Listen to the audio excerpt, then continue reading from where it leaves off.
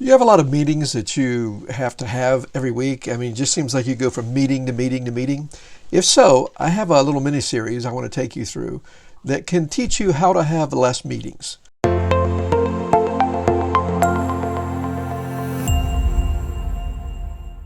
And today I want to begin with just step one. Step one is if you have a lot of meetings, you want to evaluate how many people are reporting directly to you. What I find quite often is that leaders have too many direct reports.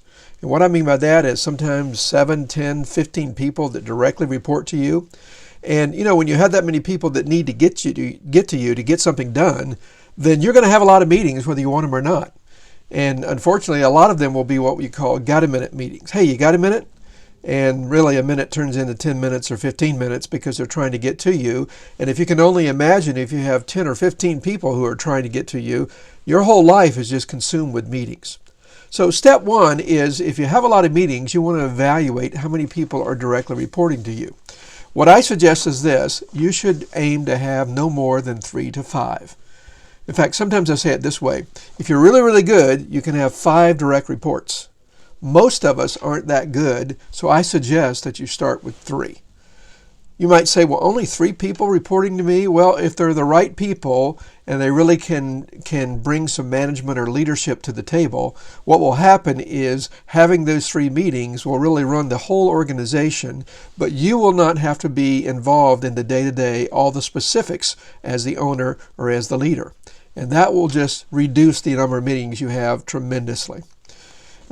So I would suggest you look at your organizational structure. In fact, sometimes what I do with my clients is I require them, if they don't already have one, to actually write out an organizational structure. And here's what I find. Most of the time when they come back to me, their organizational structure looks like this. One guy at the top with a whole bunch of people that are reporting directly to you. And that's just exhausting. And you will just find yourself going from meeting to meeting to meeting. What I suggest is that 3 to 5. So if you have 3, then very likely you're going to have 1 team meeting per week, and you're going to have 3 individual meetings with each of those leaders. So now you only have 4 meetings a week.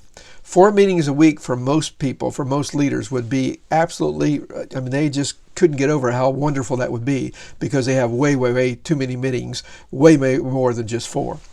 So begin by evaluating how many people are reporting directly to you. That's step number 1.